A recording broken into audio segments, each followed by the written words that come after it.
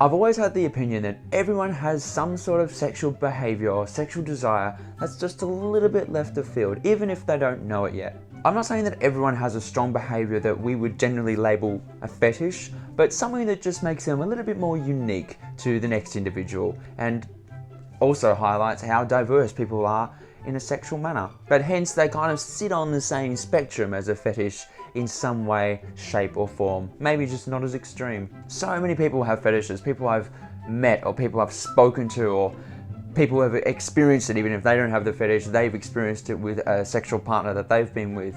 And the more people you talk to, the more you realize how actually normal it really is. So here we are. Let's talk about some gay fetishes that give you guys the spotlight.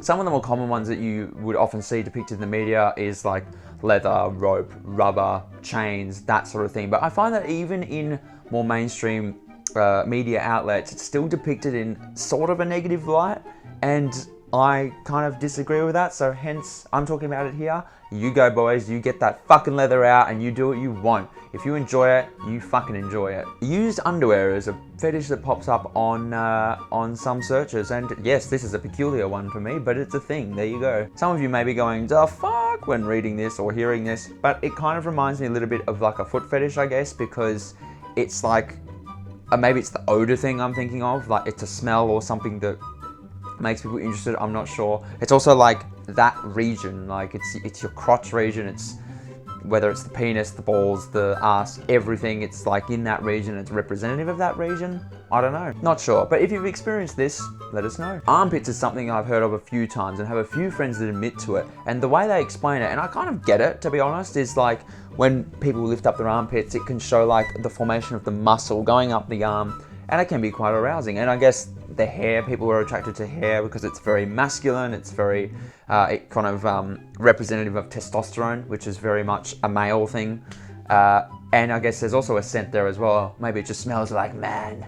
It smells like man here. Hence the armpits is where I want to go. Uniforms is something that's depicted quite commonly and is something that I can surely understand. In my early days, I kind of didn't really get the fascination with uniforms, but I guess as I've gotten a little bit more experienced, a bit more maturity, wow, wanker, hello. It's something that has sort of become a bit more appealing and arousing. Role-playing is a big thing for couples, particularly, you hear if their relationship's getting a bit stale, do role-playing, and you could, do any sort of thing. I mean, look at Halloween, that's built on uniforms and sexual arousal, isn't it? Let us know your thoughts if you commonly engage with something like this. Golden showers or waterworks or urinating on someone, as the blunt description would be, is something you also commonly hear about, but it also makes a lot of people cringe. But it still seems to be a much more common fetish that you hear about, and I'm genuinely interested to know why or how people get pleasure from it. I've seen Bear Grylls drink his own piss, so that seems way worse than something like this. I've never experienced something like this in my life, but the only relation I can kind of make to it is that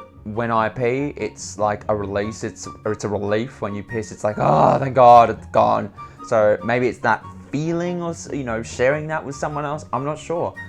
Give me information, but I'm just bringing it to light. If you've ever had a golden shower before, let us know. I guess it can't be any weirder than sticking a dick up your ass and getting pleasure from it, right?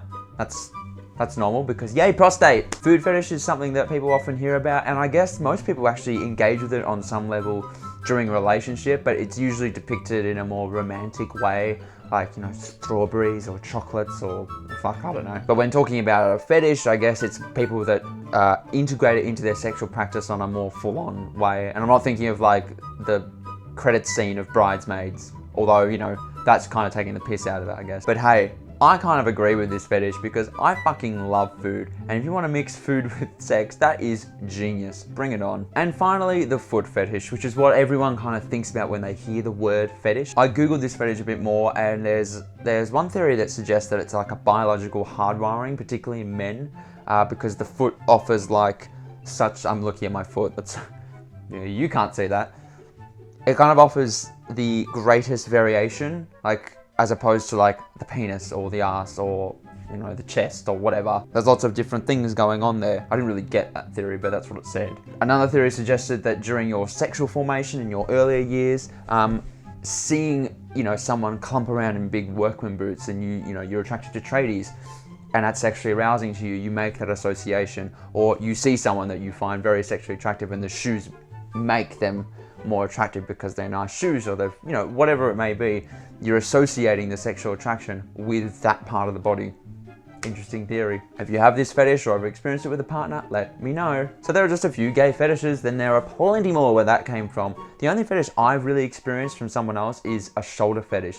They had a really intense shoulder fetish, which I wasn't complaining about because they just gave me great massages. So result. Let us know if you've heard about or have experienced other fetishes, or you have a fetish you're very comfortable with sharing, or giving more detail about the fetishes that I've just spoken about here, because, you know, I'm not an expert, but trying to talk about it to get this conversation flowing. Let's continue it down there in the comments. Tomorrow we're talking about being pressured into having sex.